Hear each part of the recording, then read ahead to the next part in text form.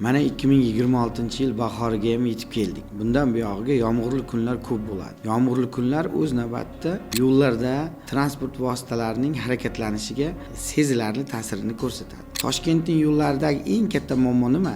Yo'llarning notekisligi, o'ydim chuqurlar, har xil yoriqlar mavjudligi transport vositalarining erkin harakatlanishiga to'sqinlik qiladi. Lekin, hurmatli haydovchilar, sizlarga maslahat bermoqchiman. Agar yomg'irli kunlarda suv to'lib qolgan chuqurga mashinangizning baloni tushib ketib, biror bir yo'l transport hodisasiga duch kelsangiz, shu joyini o'zida mashinani to'xtating va aynan qaysi chuqurga tushganligingizni telefoningizni video syomkasiga olib, videoda mustahkamlang va 102 ga telefon qilib, yo'l harakati xavfsizlik xodimini chaqirtiring. Albatta, yo'l harakati xavfsizlik xodimi bayonnoma rasmiylashtirib, ishingizni tegishli idoraga oshirsin. Nega deysizmi? Chunki Toshkent shahridagi, nafaqat Toshkent shahri, butun O'zbekiston Respublikasidagi yo'llar qaysidir mas'ul idoraga tegishli. Ushbu yo'llarning tekisligi, ravonligi, ta'mirlanganligiga ular javob beradi. Agarda siz ushbu harakatlarni hech kim yo'q edi, boshqa transport vositalari xalaqit bermagandi deb ketib qolsangiz, sizga to'lanishi mumkin bo'lgan moddiy va ma'naviy zarardan quruq qolasiz. Mashinangizni o'z hisobingizdan